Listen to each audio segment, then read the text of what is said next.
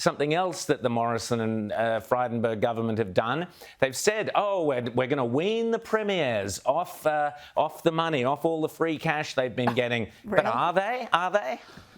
Well, no, I was watching Question Time the other day down in Parliament, and there was a moment where Josh Frydenberg was asked about what they were going to do for Victoria and all the people who weren't on, JobKeeper anymore because that's over, and yet they were suffering because of the coronavirus lockdown imposed on them by the Andrews, Merlino, Sutton triumvirate that seems to be running the show there. And I had this fantasy in my head that Josh Frydenberg just would walk up to the dispatch box and say, "Mr. Speaker, elections have consequences," and go sit back down at his seat, because this is just disgraceful that the Commonwealth, in other words, you and me and everybody else out there, is having to pay for the bad decisions of Victoria and the people who are running it. And, the thing is, elections do have consequences. And here's something else.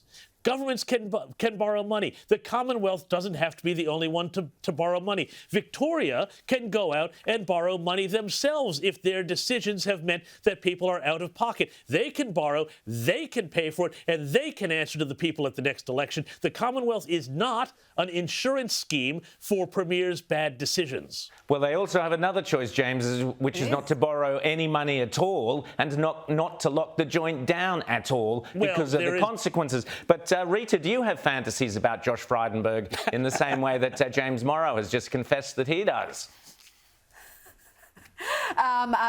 No, but I am with James in hoping that the Scott Morrison government has that backbone, because we saw them come out and say, no, JobKeeper's over, Victoria has to own its decisions. And then last Sunday, the Victorian acting Premier and Treasurer had an almighty tantrum, said all Victorians should be disgusted by the federal government. It was quite a thing to behold. And the feds caved. Instead of telling them, grow up, you already are upwards of $150 billion in debt as a state.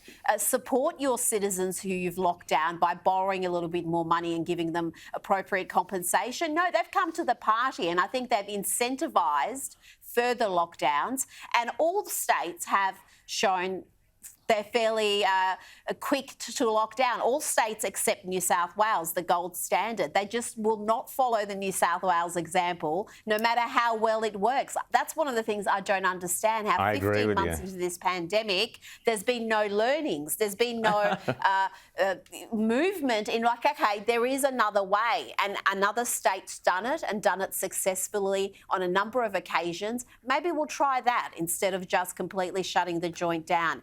Regional Victoria's coming back, but yeah. It is absolutely baffling.